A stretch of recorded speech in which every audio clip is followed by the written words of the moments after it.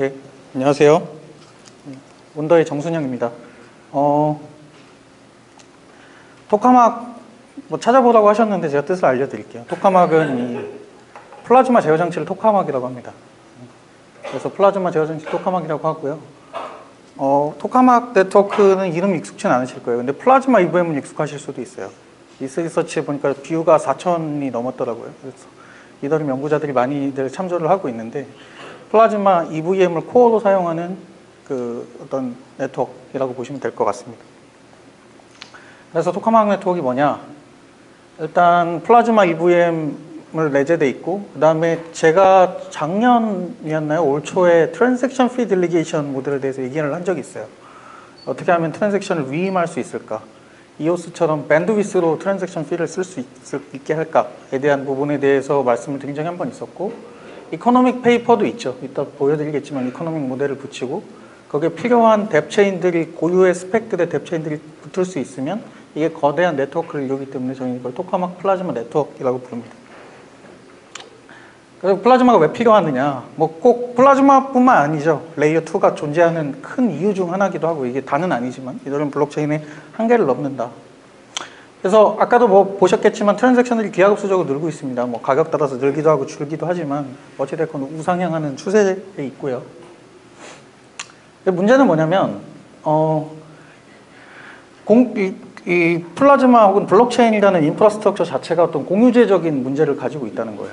그러니까 내가 트랜잭션을 막 날리는데 내가 쓰기 위해서 날리는 트랜잭션이죠. 근데 문제는 내가 쓰는 트랜잭션이 다른 사람에게 영향을 줍니다. 그래서 내가 공격을 의도하진 않았지만 공격이 되는 트랜잭션이 될 수도 있죠. 그래서 여기 보시면은 지금 30일 그 가스프라이스 이동평균선인데 픽하게 막 뛰어오르는 부분이 있잖아요. 이 부분은 이게 공격인지 정상적인 사용인지 구분하기 힘든 때가 옵니다. 네. 이런 일이 계속 생기고 있고 앞으로 조금 점점 더 심해질 것이다. 근데 궁극적으로 이런 문제가 생기는 이유는 플랫폼 하나에 모든 앱들이 다 들어가 있어서 그래요. 그러니까 어떤 IT 인프라도 단일 플랫폼에 모든 앱들이 한 군데 다 들어가 있으면 문제가 생길 수밖에 없습니다. 그걸 논리적으로 분산시켜야 돼요. 분리시켜야 돼요. 네. 여기 보시면은 그 트랜잭션들을 보시면은 빨간색이 21K 트랜잭션이고, 초록색이 21K 트랜잭션이고, 빨간색이 논 21K 트랜잭션. 21K 트랜잭션이 뭐냐면 그냥 이더를 보내는 트랜잭션 21K를 써요. 21,000 가스를. 근데 그렇지 않은 스마트 컨트랙트를 쓰는 트랜잭션들은 21,000보다 더 많이 쓰죠. 일반적으로 토큰을 보낸다거나. 근데 보시면 초록색이 픽하게 튀어오를 때가 있죠. 그러니까 이 얘기는 뭐냐면 여기 보시면 그 21K 트랜잭션도 이더 델타, 크립토키티, 작년에 이제 이오스 토큰 컨트랙트 같은 것들이었는데 이 세 어플리케이션들이 이더리움의 리소스들을 다 잡아먹고 있었다. 그렇기 때문에 이더리움의 리소스가 부족해서 다른 앱들이 손해보는. 저도 작년에 기억이 나요. 토큰 하나 배포하는데 트랜잭션 피만 한 100만 원 썼습니다. 계속 실패한 거예요. 네. 한 번 실패할 때마다 5만 원, 10만 원씩 나가는데 10번 실패하면 100만 원이잖아요. 굉장히 황당한 일이 있었는데 그 팀, 예를 들어 이더데이터 쓰는 사용자들은 본인들은 공격이라고 생각 안 할 거예요. 근데 그럼에도 불구하고 어찌됐건 네트워크가 붐비는 이런 현상들이 있다. 그러니까 궁극적으로 이런 문제를 좀 속도나 퍼포먼스 문제를 해결하는 방법은 제일 쉬운 거는 합의를 없애는 겁니다. 밖에서 제가 이런 얘기를 되게 많이 하는데 이더리움 퍼블릭 네트워크가 느리고 이오스가 빠른 이유는 이오스 노드가 21개밖에 없기 때문이에요. 네. 합의를 이룰 수 있는 노드가 21개밖에 없는 거죠. 빨라질 수밖에 없습니다. 줄이면 더 빨라져요. 가장 극단적인 예로 단 하나만 두면 어떻게 되죠? 비자카드 속도 나오는 거죠. 네. 그러니까 합의를 없애는 게 가장 빠른 건데 문제는 합의를 없애면서도 어떻게 하면 탈중앙성, 디센트럴라이제이션을 보장할 수 있을 것인가. 이게 사실 관건인 거고 거기에 안으로 나왔던 게 플라즈마였던 거죠. 그리고 지금 플라즈마의 구현자들은 굉장히 많습니다. 그래서 플라즈마 합의를 없애는 방법은 이 각 플라즈마, 지금 컨트랙트라고 돼 있는데 사실은 각각이 체인이에요. 각각의 체인들이 블록의 요약본들을 주기적으로 루트 체인에 제출하고 문제가 생겼을 경우에 플라즈마 체인에서 탈출하는 방법을 씁니다. 그러면 플라즈마 체인 그 자체는 합의를 이룰 필요가 없어요. 그래서 근데 이게 좀 여기 트래디셔널 블록체인이랑 컨센서스인 플라즈마라고 되어 있는데 이 접근 방식이 약간 다릅니다. 기존의 합의 기반 블록체인은 애초에 문제가 생기지 않도록 설계하는 게 목표예요. 시큐리티를 보장하고 그 다음에 뭐 어떤 그러니까 애초에 문제가 안 생기도록 인센티브 구조를 설계하는 반면에 플라즈마류들은 공통사항입니다. 일단 기록들을 주기적으로 커밋 앤 챌린지라 그래서 얘네들은 문제가 생기지 않도록 인센티브 구조를 설계하고 문제가 애초에 안 생기도록 하는 게 아니라 문제가 터질 경우에 마지막에 파이널라이즈드 된, 마지막에 확정된 데이터를 기준으로 누구든 빠져나올 수 있게 하자. 이런 선택을 합니다. 그러니까 망가질 수 있다. 다만 망가지는 대신에 망가지기 직전 상태는 전부 보존해주자. 이게 플라즈마의 기본적인 접근 방식이에요. 그렇기 때문에 합의가 필요 없죠. 이게 지금 플라즈마 월드맵인데 저희 리서치 팀에서 작성한 거고 굉장히 유명한 그림이 됐습니다. 누가 이걸 비탈릭한테 언급을 하면서 플라즈마에 무슨 일이 있는 거냐 라고 했더라고요. 근데 지금 보시면은 제일 큰 트렌드로 보면 심플 트랜스포 하는 그 플라즈마 연구가 대부분을 차지합니다. 한 7, 80%가 심플 트랜스포를 연구하죠. 이 얘기는 뭐냐면 지금 플라즈마는 그러니까 비트코인이 코인 전송밖에 안 돼가지고 이더리움이 나왔잖아요. 튜링 완전하게 가기 위해서. 그러니까 지금의 플라즈마 연구는 아직 수준이 비트코인이다. 이렇게 보시면 됩니다. UTXO 기반으로 한 모델들이 대부분이고요. 거기서 MVP가 나왔죠. 캐시도 그렇고 결국엔 ERC20밖에 못 써요. 플라즈마에서. 네. 그게 지금 현실이에요. 지금 현재 연구들의 현실. 근데 이런 연구들이 뭘로 가고 있냐면 진짜 블록체인 혹은 컴퓨터로서의 플라즈마. 그러니까 그 비트코인에서 이더리움이 나온 이유와 동일하게 제너럴 스테이트 모델로 가고 있고 그 제너럴 스테이트 중에서도 여러 종류가 있죠. 근데 이제 저희 플라즈마 이분 여기 있습니다. 굉장히 외롭죠. 관련 연구가 많이 없습니다. 어려운 이유, 이게 많이 없는 이유가 있어요. 이 플라즈마 립 같은 팀도 유명하죠.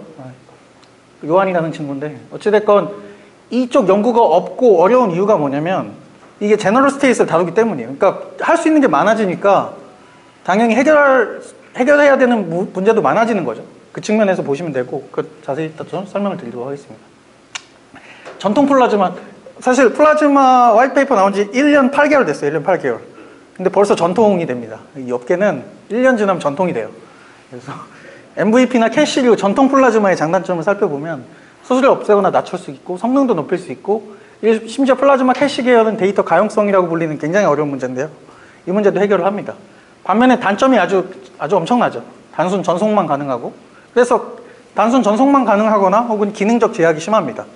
반면에 그래서 플라즈마에서 사용할 스마트 컨트랙트 언어 개발 환경 도구를 다시 만들어야 돼요. 룸 네트워크 혹시 써보신 분 계신가요?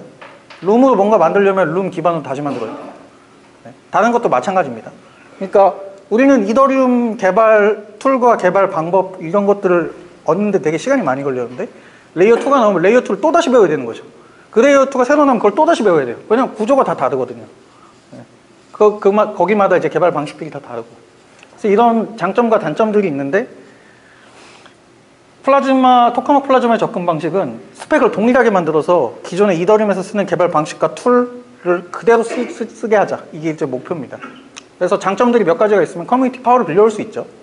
그리고 다양한 수수료 구조도 채택 가능하고 코어를 바꿈으로 인해서 혹은 대배 특화된 체인으로 커스터마이징까지 가능하다. 이걸 이제 목표를 두고 있습니다. 접근 방식과 목표가 목적인 거죠. 플라즈마 EVM은 2018년도 8월도 달에 이제 이스리서치 통해가지고 영문 국문이 공개가 됐고 2018년도 10월 달에 MVP 코드가 나왔습니다. 고이더리움을 포크해서 지금 만들고 있고 그리고 올해 4월이죠. 저번 달에 컨티뉴어스 리베이스가 도입해서 데이터 가용성 문제까지 해결하는 방향으로 지금 진행되고 있습니다. 링크가 다 달려 있는데 나중에 그 자료를 공유해 드릴 테니까 클릭해서 보시면 될 것 같습니다. 플라즈마 EVM이 동작하는 원리인데 이게 되게 어려워요. 사실 되게 어려운데 제가 최대한 쉽게 설명드리면 ORB랑 NRB랑 그러니까 저희가 쓰는 플라즈마에는 두 종류의 블록이 있습니다. 블록이 두 종류가 있는데 블록 하나는 일반적인 우리가 알고 있는 블록이에요. 유저들이 날리는 트랜잭션 단위. 이게 빨간색 NRB라는 블록이고 ORB라는 블록은 루트 체인을 계속 지켜보고 있는 블록입니다. 그래서 ORB를 통해 부모 체인의 상태가 자식 체인으로 강요되죠. 강제되죠. 인펄스라는 표현을 많이 쓰는데 어찌됐건 ORB 부모 체인의 상태가 자식 체인으로 기록될 때는 ORB를 통해서 들어오고요. 그러니까 유저들이 일반적으로 트랜잭션을 날릴 때는 NRB를 통해서 들어갑니다. ORB와 NRB가 그렇게 순서대로 가는데 이걸 에폭이라 그러고 이 에폭의 랭스나 안에 길이나 이 포함되는 블록의 개수들은 조정 가능합니다. 어찌됐건 이런 식으로 기록을 하는데 문제는 더블 스펜딩이 날 수 있죠. 예를 들어 유저가 트랜잭션을 하나 날렸는데 오퍼레이터가 그걸 보고 자기 잔액을 2배로 늘린 트랜잭션 블록에 담을 수 있습니다. 플라즈마 체인이니까 가능한 거예요. 퍼블릭 체인이라 그러면은 POW나 POS라는 건 애초에 문제가 이런 문제 안 생기겠죠. 합의를 룰과 규칙에 의해서. 플라즈마는 단일 오퍼레이터 혹은 주어진 오퍼레이터가 트랜잭션을 만들기 때문에 만들 뿐만 아니라 트랜잭션을 받아들이기 때문에 이런 문제가 생길 수 있습니다. 그러면 마지막 라스트 파이널라이즈드 블럭을 기준으로 엑시트해버리면 돼요. 이게 플라즈마의 접근 방식이에요. 문제가 생기면 마지막 기록 바탕으로 빠져나가 버리자. 네. 그 다음에 이런 게 생길 수 있죠. wrong state transition. 그러니까 이게 UTXO에는 그냥 더블 스펜딩이라고 하면 끝나는데 이 더블 스펜딩 종류도 되게 종류가 많습니다. 그러니까 트랜잭션은 올바로 담았는데 플라즈마에 이더리움의 스테이시라는 자료 구조가 있잖아요. 결과만 다르게 넣는 거예요. 그럴 수 있죠. 왜? 트랜잭션 정상적으로 담는데 스테이트만 바꾸는. 그러면은 애초에 연산을 잘못한 거죠. 오퍼레이터가. 의도했던 의도하지 않았던지 간에. 트랜잭션 결과는 A가 B에게 10을 보낸다는데 잔액이 100 올라갔어요. 네. 스테이트는 100으로 반영할 수 있잖아요. 그런 경우에는 챌린지 과정을 거칩니다. 그러니까 이 챌린지를 어떻게 하냐면 그 솔리브EM이라는 그 트루빗에서 쓰는 그 EVM에 대한 검증 머신인데 전에도 제가 여러 글들을 많이 쓰긴 했는데 쉽게 얘기하면 verifiable computation이에요. 그러니까 이더리움 안에 이더리움을 만듭니다. 그럼 이더리움 안에 이더리움을 만들면 이 이더리움을 가지고 시뮬레이션을 해서 플라즈마가 잘못 돌아가면은 이 시뮬레이션한 결과로 처벌하는 거예요. 그냥 로직이 컴퓨터는 컴퓨터를 모델링할 수 있잖아요. 이더리움 안에 스마트 컨트랙으로 이더리움을 모델링한 거죠. 플라즈마를 모델링한 거죠. 그래서 베리파이를 이런 식으로 챌린지를 하고요. 근데 문제가 뭐냐면 챌린지라는 건 그 법정 다툼 과정이랑 되게 비슷해요. 증거가 있으면 처벌하기 되게 쉽습니다. 현실에서 재판은 되게 어렵잖아요. 증거도 모아야 되고. 근데 컴퓨터가 연산 잘못됐다는 거 검증하는 거 쉽나요? 매우 쉽죠. 인풋이랑 아웃풋만 비교하면 되잖아요. 이거는 시간의 문제지 결과는 명확합니다. 누가 이길지 질지. 문제는 뭐냐면 오퍼레이터가 블록을 그냥 숨기는 거예요. 블록 위드홀딩이에요. 이러면 증거가 없습니다. 그럼 오퍼레이터가 심지어 더 큰 문제는 뭐냐면 유저가 블록 위드홀딩 했다고 주장할 수도 있어요. 그럼 이게 블록 위드홀딩의 주관성 문제인데 서브젝티비티인데 블록 위드홀딩 문제가 되게 심각합니다. 이게 문제가 생겼는지 안 생겼는지조차 모르고 생겼다고 한다 그래도 누가 잘못했는지 판가름하기 되게 어려운 상황이 돼버려요. 여기를 챌린지를 하려고 했는데 문제는 뭐냐면 TX가 없죠. 블록을 숨겼잖아요. 브로드캐스팅 안 시켰잖아요. 마이너만 받아서. 챌린지가 힘듭니다. TX가 없는데 어떻게 챌린지를 하겠어요? 엑싯을 하려고 하는데 엑싯도 어렵습니다. 근데 엑싯이 왜 어렵지? 이런 생각을 하실 수 있어요. 엑싯이 왜 어렵지? 전에도 다 했잖아요. 전에도 다 했는데 엑싯이 왜 어렵지? 이렇게 생각하는데 UTXO 모델이라면 엑싯이 어렵지가 않아요. 쉬워요. 왜냐하면 각 트랜잭션과 UTXO 단위가 서로 아토믹하거든요. 각 단위별로 해결하면 됩니다. 근데 제너럴 스테이트는 그렇지가 않아요. 이게 말이 어려운데 제일 간단한 예를 들어보면 멀티시그 컨트랙트를 생각하시면 됩니다. 예를 들어서 멀티시그 3개 중에 서명이 2개 이상 돼야지 이 멀티시그의 잔액을 뺄 수 있다고 할게요. 네. 여기까지 서명 1개가 됐습니다. 네. 그러니까 여기는 아직 못 빼죠. 이 멀티시그의 주인이 누군지 모르죠. 여기서 서명 하나를 더 했어요. 이제 뺄 수 있는데 여기서 위드홀딩 해버려요. 그러면은 이걸 기준으로 탈출을 해야 되는데 얘 소유권 누구 거죠? 서명이 하나밖에 안 되는데 누구 건지 알 수 있나요? 엑싯 어떻게 하죠? 못해요. 이게 뭐냐면 트랜잭션이 서로 아토믹하지 않다는 얘기예요. 그러니까 이 블록 안에 담긴 트랜잭션 혹은 블록과 블록 사이의 트랜잭션이 서로 관계를 맺고 있습니다. 그래서 라스트 파이널라이즈 스테이트를 기준으로 엑싯을 하려고 해도 못하는 거예요. 네. 이게 기존에 이런 문제가 생기는 이유는 스마트 컨트랙을 플라즈마에서 쓰려고 하니까 생긴 문제입니다. 예를 들어서 플라즈마에서 UTXO는 아주 기본적인 토큰 트랜스퍼만 한다고 이런 문제는 생기지 않아요. 그래서 이게 굉장히 어려운 문제고 이거는 플라즈마만 갖고 있는 문제는 아닙니다. 스테이트 채널도 동일한 문제를 갖고 있어요. 스테이트 채널 오퍼레이터가 데이터를 숨겨버릴 경우에 나중에 증명이 안 되는 문제 생기는 거죠. 정산해야 되는데. 이따 셀러 네트워크도 발표도 하고 하는데 한번 저런 부분을 어떻게 해결하는지 그런 부분도 보시면 좋을 것 같습니다. 저희가 생각한 방법은 그 Git에서 보면은 포크를 하잖아요. 그 다음에 두 개를 합치잖아요. 리베이스를 시키잖아요. 리베이스를 플라즈마에 적용을 합니다. 그러니까 엄밀히에서 포크는 아니고 재정렬 되는 거죠. 말 그대로. 포크는 나눠지는 건데 얘는 특정 기록을 기준으로 재정렬을 시킵니다.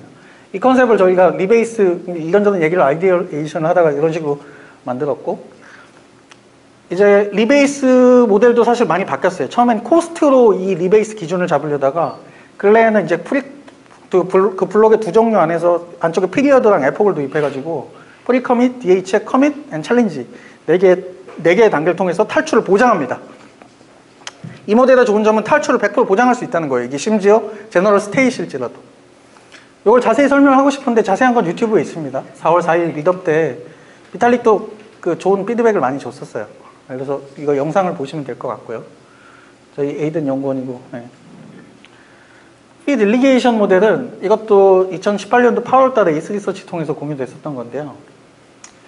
이게 핵심은 이겁니다. 그러니까 내 상대방이 쓰는 트랜잭션, 예를 들어 지금 이더가 좀 유저빌리티가 떨어지는 게 뭐냐면 내가 이더를 있어야, 이더가 있어야 트랜잭션 날리잖아요. 없이도 날릴 수 있게 하자. 이게 이 아이디어의 핵심이에요. 그럼 없는데 어떻게 날리지? 이 사람에게 빌려주자. 빌려주자는 거죠. 그래서 지금 여기 보면 딜리게이트 T가 있고 딜리게이트 터가 있는데 자, 내가 빌리는 사람을 지정해야 될까요? 빌리는 사람이 내가 누구한테 빌려줄지 지정해야 될까요? 권한이 누구한테 있어야 될까요? 내가 지정하면 아무거나 막 피 빨아먹겠죠. 네. 그러면 안 되잖아요. 그래서 내가 빌려줄 수 있게 세팅을 합니다. set 딜리게이트를 하고 그 다음에 그 딜리게이터조차 누군가의 딜리게이트가 될 수 있어요. 네. 이거는 이제 어떻게 이 모델이 돌아가느냐인데 옐로우 페이퍼에도 되게 비슷한 공식이 있는데 밑에 핵심은 요겁니다. 스태미나 페어를 통해서 일단 내 잔액이 있는지 없는지 확인을 일단 하고 없으면 내 쌍에 나와 연결된 스태미나 쌍의 잔액 혹은 스태미나 그 트랜잭션 수수료 상태를 확인하고 그 사람 걸 차감한다는 개념이에요. 네. 그래서 여기 보시면은 이게 일반적으로 그러니까 소모된 비용이죠. 이게 트랜잭션 밸류에 들어가고 실제 이게 이게 어프런트 코스트라 그래서 어프런트 코스트 이만큼 할당해놓고 쓴 만큼만 빼잖아요. 네. 그래서 요 파트를 실제 이 파트를 그 스태미나라는 개념을 통해서 위임시키자. 이게 아이디어 있습니다. 그냥 아이디어만 있는 거 아니고 실제 구현까지 했어요. 파이더리움 버전이랑 고이더리움 버전 두 가지도 전부 다 구현을 해놓고 테스트까지 끝냈습니다. 블로그에 이걸 어떻게 개발했는지 개발기까지 올려놨어요. 이코노믹 애널리시스, 이코노믹 필로소피 페이퍼도 나왔죠. 퍼블리시를 했고 작년 11월이었을 거예요. 작년 11월에 어떻게 하면 이코노믹한 디자인을 할 수 있을 것인가에 대한 모델이었고 어젠더는 되게 그 페이퍼가 수식이랑 막 점철돼 있는데 수식을 하나도 안 쓰고 얘기하면 큰 어젠더는 3개예요. 플라즈마의 트랜잭션 수수료를 어떻게 처리할 것인가, 그리고 여기에 대한 챌린지와 디파짓에 대한 폴리시는 어떻게 되는가, 그리고 이 모델 내에서 커런시와 토큰은 어떻게 사용되는가, 이게 어떻게 발행되는가, 거기에 대해서 신용일치라는 건 주조 차익이죠. 주조 차익을 어떻게 활용할 것인가 하는 문제입니다. 수수료 문제에 대해서 고민을 되게 많이 했는데 저희가 만들어낸 개념은 고정가스 가격이라는 개념이에요. 그러니까 루트 체인에서 플라즈마 체인이 쓸 수 있는 미니멈한 가스 프라이스 가격을 설정해주자 이겁니다. 그렇게 되게 되면 그러니까 플라즈마 체인은 합의가 없죠. 그래서 트랜잭션이 날라오면 그냥 일단 다 받아줍니다. 이게 가스비가 높다 그래서 먼저 받아주는 것도 아니고 그렇지 않아요. 이런 모델이 없어요. 다 모든 트랜잭션은 그냥 동등하게 받아줍니다. 근데 뭔가 기준은 있어야 될 거 아니에요. 근데 예를 들어 미니멈 가스, 그러면 어떻게 되냐면 가스 프라이스 1웨이라도 들어갑니다. 무슨 얘기죠? 2만 천 웨이를 낸다는 거죠. 트랜잭션 피로. 가스 프라이스가 1웨이라는 건. 그건 뭐죠? 그 트랜잭션 공짜라는 얘기죠. 2만 천 웨이면은 뒤에 공이 15개 있잖아요. 13개 정도 있나요? 웨이가 5개 정도 되니까. 거의 무료란 거예요. 이더 기준으로 봤을 때 트랜잭션 수수료가. 그래서 이 트랜잭션을 마이닝을 되게 하기 위해서 높은 가스를 지불할 필요가 없고 이걸 통해서 유저들이 UX를 개선하는데 문제는 뭐냐면 싸면은 도스 공격 당하겠죠. 그래서 최소 가격을 이제 도스 공격을 당할 때 가격을 조금씩 높이는 겁니다. 그럼 어떻게 되죠? 처음에는 무료로 쓰다가 나중에는 유저가 많아지고 공격당할 가능성이 높아지면 안정적으로 하기 위해서 가스 프라이스를 높이겠죠. 미니멈 가스 프라이스를. 이런 식의 좀 유동적인 근데 이 가격 정책은 되게 익숙해요. 우리는 언제 익숙하죠? AWS 보면 초기에 하루에 100명 접속하면 터지는 인스턴스 주잖아요. 엄청 구린 거. 그럼 무료로 쓰죠. 서비스가 커지고 유저가 많아지면 얘가 재밍이 생기니까 하루에 돈을 더 많이 내고 쓰죠.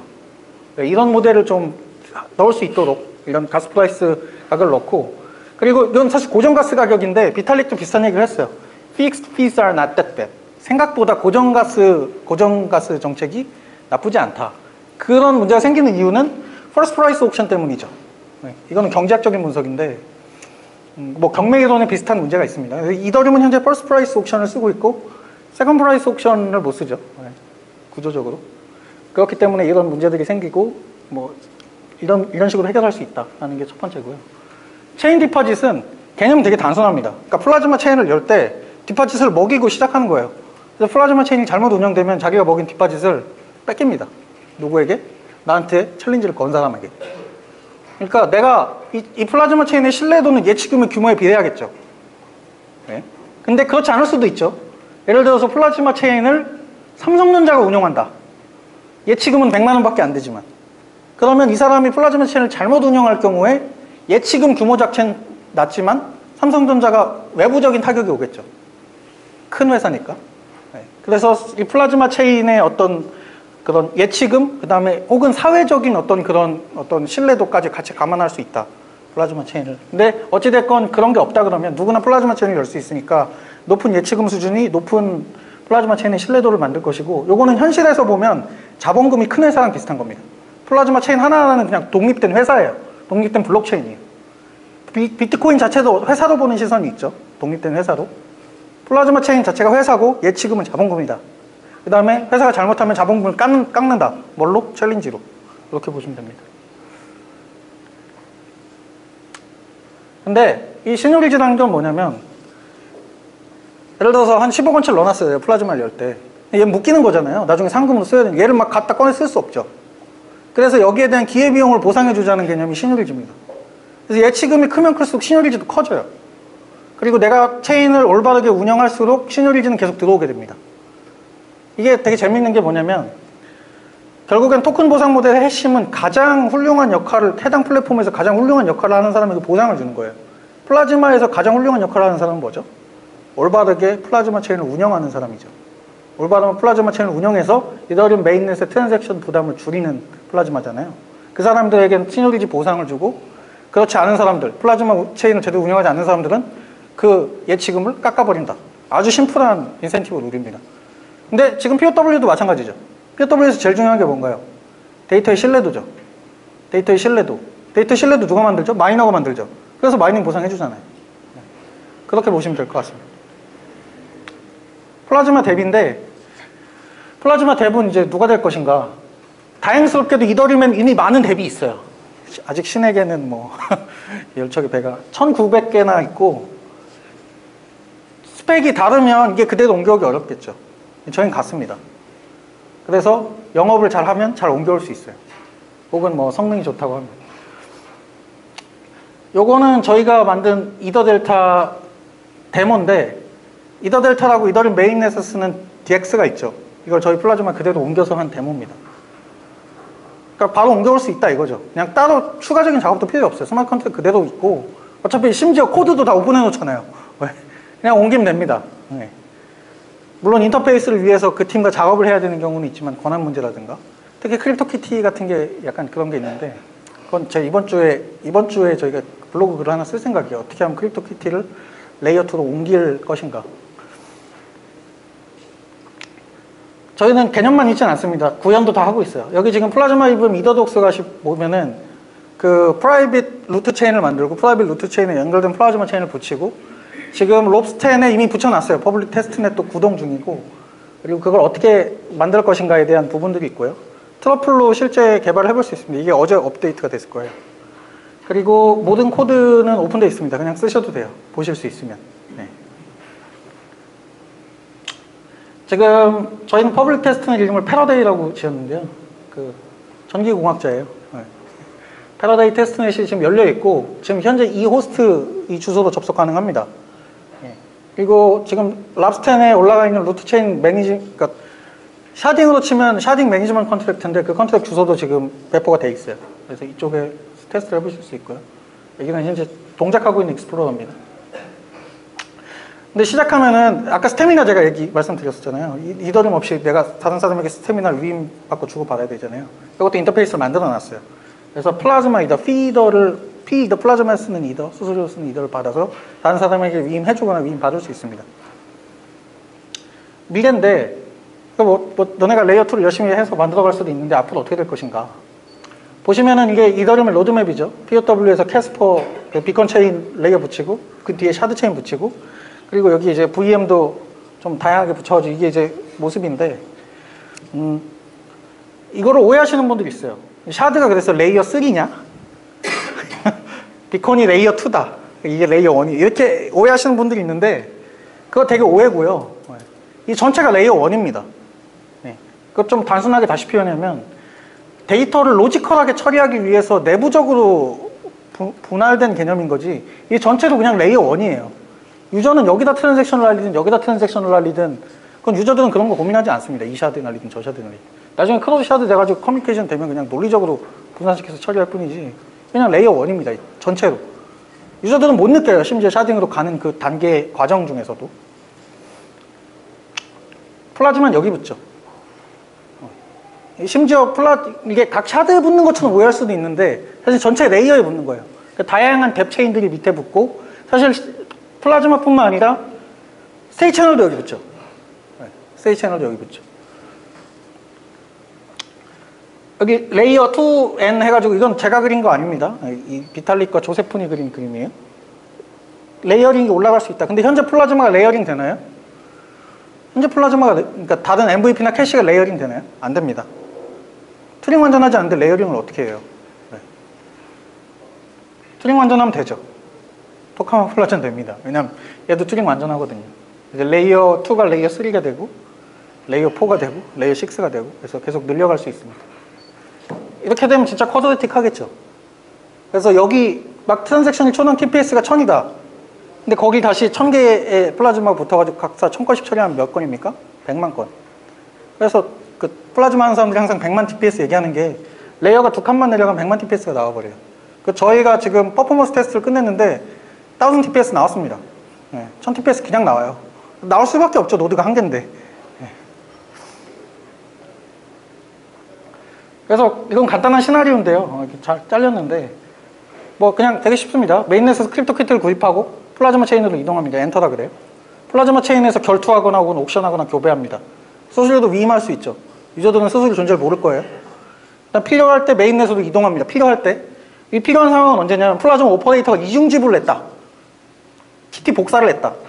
오퍼레이터가 갑자기 중지했다. 오퍼레이팅을 중지했다. 혹은 뭐 기타 등 여러 상황들이 있을 거고 결론적으로는 이사 계속 반복되면서 이더리움 메인넷 생태계와 플라즈마 생태계가 같이 커져가겠죠. 이런 그림들을 그리고 있습니다. 이게 지금 프로젝트 홈페이지인데 국문 버전 테크 페이퍼는 오픈이 돼 있어요. 현재 그 웹페이지에. 근데 잉글리시 버전은 이번 주 내로 아마 오픈될 겁니다. 제가 어제까지도 계속 그 리뷰 작업을 계속 했었는데 이쪽 그 잉글리시랑 국문 버전이 다 발표될 거고요. 독스도 오픈돼 있어요. 그래서 독스에서 실제 플라즈마 체인 다운로드 받아서 각 체인 연결해보고 떼보고 프라이빗 체인에 붙여보고 뭐 이런 식으로 해볼 수 있습니다. 네, 제 발표는 여기까지고요. 네. 어쨌든 뭐 기운 발표 들려주셔서 감사합니다. 네, 혹시 질문 있으신 분 있으신가요? 바로 말씀하시기 어려우니까 한 5초 정도만 있다가 한번 생각해 보시고 질문해 주셔도 됩니다. 질문 있으신 분? 예.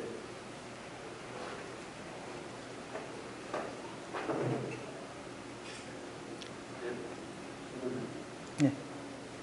아, 그럼 그 이더리 입장에서 메인 창이나 캐릭터들이나 이거는 예, 다시 한번 말씀해 주시겠어요? 이더리 입장은 예, 예. 그 메인 창은 POW에서 그냥 가는 거고 POS는 PO 체인에서 일어나는.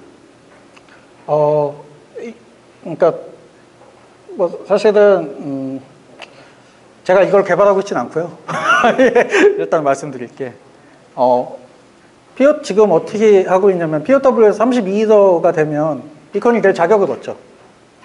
예, 비컨이 될 자격을 얻고 이 비컨에서 이제 그 저걸 하죠. 그 다이너스티를 구성을 하죠.